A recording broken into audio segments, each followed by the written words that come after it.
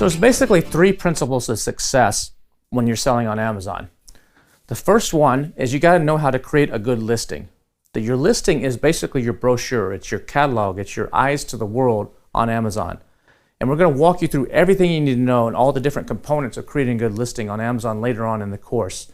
The listing is composed of several components. One is the title of your product, one is the images, one are what's called the bullet points, which are the little short nuggets, and one is called the description. Then you have video, and then you have what's called A+ or EBC content. Those are the main components of the public-facing part of your listing. And then there's another part of your listing that's behind the scenes, that's on Seller Central, that has keywords and has a bunch of other things that the public doesn't see, but it helps Amazon categorize your listing and put it in the right place and help it show up where it needs to show up. So knowing how to do that properly is critical to your success of being discovered on Amazon. And it has to be a listing. You'll see sometimes if you're a customer of Amazon, you'll see listings that look like they're hard to read or the pictures aren't right. So your listing has to be pleasing to both your eyes or the customer's eyes, as well as Amazon's algorithm, the machines behind the scenes. And a lot of people aren't adapted or skilled at actually combining those two things. And we even have a guest module in one of the later modules in the course where an expert is coming in, Emma, and actually talking about all these cool little things that you can do. That's just a little tweak here, a little tweak there that will just up your sales incrementally into make them blossom. And some really cool stuff that you can do. So knowing how to create a good listing is number one of the three keys to success. Number two is you got to know how to pick profitable products. You can't just pick any product. I have a lot of people in the past who've said, hey, Kevin, I found a product for $5 on Alibaba or one of the sourcing websites, and I'm selling it for $13 on Amazon. And I'm like, you're not making any money. You're making cash flow. Amazon's paying you some money. Maybe you think you're making money, but you're not making any money. So there's something on Amazon called the rule of threes. And the rule of threes it doesn't apply to every single product, but applies kind of across the board as just a rough figure that you can apply to when you're just scanning and looking for products. And the rule of threes is basically Amazon is going to take a third of whatever you sell your product for. So if you're selling your product for $20 on Amazon, Amazon's going to roughly take about $6 of that, or a third of that, $6 and some change, $6.50. Because that's going to be their fulfillment fee, they're going to charge you to put it in the box and to ship it out. And it's going to be the fee that they charge you as their commission, which is typically 15%. It's a little bit lower in some categories, but typically 15%. Then you're going to have about a third of that's going to be the cost of your product. So roughly a third is whatever it's going to cost to actually manufacture the product, to get it shipped over to the United States or wherever you're selling, to get it into the warehouse, all the logistics and everything around that. And then about a third is your profit. And so those are just rough numbers in the rule of threes. So if you go back to the example of someone paying $5 for something and they're selling it for $13, that doesn't fall within the rule of threes. They don't have enough margin there. So many people actually choose products that don't have the right profit margin. And the right profit margin, there's things like ROI and different things that we'll talk about in detail that you need to pay attention to make sure that the investments you're making is going to give you a return and a proper return, and you have enough wiggle room in there in case a competitor comes in and starts selling for lower, the price of shipping goes up, something happens, you have enough wiggle room so you can still make a profit. Now, a lot of people also get emotionally tied to their products that they choose. They're like, I know mine is better. I know this is the best product. I know I have it right. And they just won't let it go. You can't get emotionally tied to any product you sell on Amazon. This is a business of products on paper. Yes, you want to create a cool product. You want to be proud of the product you sell. But if you get too emotionally tied, you can stick with something too long. And it's just not working. So you got to be willing to let go. And just, even though you've put in a lot of work, like the one that I told you I lost a lot of money on. I spent basically a year of my life working 60 hours a week on that product. I had to let it go.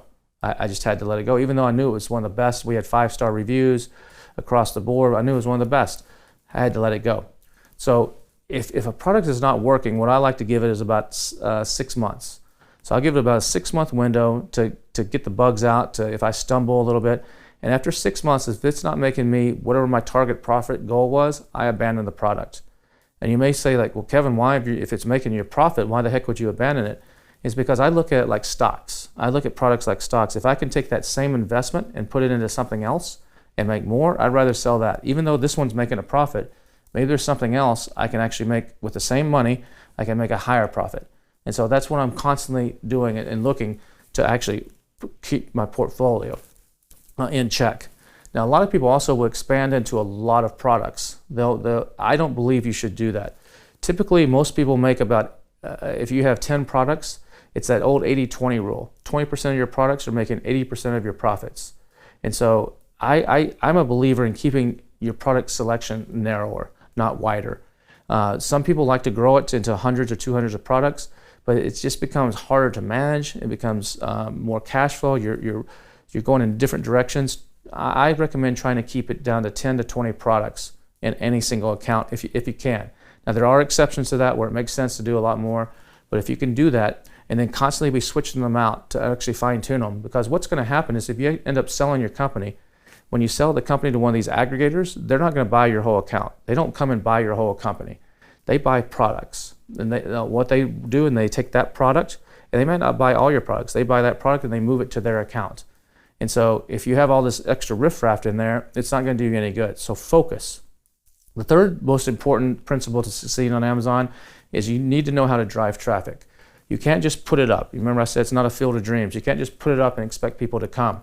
You've got to know how to actually get eyeballs on your product. And the way you do that is by certain keywords that you put in your title and your listing so that it gets discovered. It's running advertising on Amazon, knowing how to run the advertising within the Amazon system and using all the different things like their own influencer program, their posts, their video ads, the whole range of tools that you have at your disposal within Amazon. And then it's knowing how to send outside traffic. Amazon in their algorithm heavily rewards actually outside traffic. So if you know how to send eyeballs from Facebook or from Google or from your own blog or from Instagram or Pinterest or some of these different TikTok, whatever it may be, Amazon knows that traffic. It's called a referral link. They know it's coming from there, and they give you a little bit extra love in how your product appears on Amazon and where it shows up, because they're thanking you for saying, hey, thanks for sending some people to our store. Let's give you a little extra love. So you got to know how to do that, and as part of that, you got to know how to get reviews. Reviews are the currency of Amazon. You can think of it, if you ever shopped on Amazon, you look at a product and there's two very similar products that are similar priced. You're going to typically go with the one that has the higher, let's say the reviews are the same. They're both 4.5 stars. The one that has the most reviews, you're typically going to go with. And so the number of reviews you have is crucial on Amazon. You need at least around 20 reviews before people start believing it. So if you don't get those first 20 reviews, most people aren't going to believe it. But a product that has 20 reviews, even though it's believable, versus one that has 20,000 reviews, most people are going to tend to believe the 20,000 reviews one that has the same rating is better because more people have evaluated it. So getting reviews is another very important thing, and knowing how to do that. Knowing how to prepare your listing for the search engines, both the search engine of Amazon and search engines like Google, so it shows up, is important. And knowing how to rank on keywords.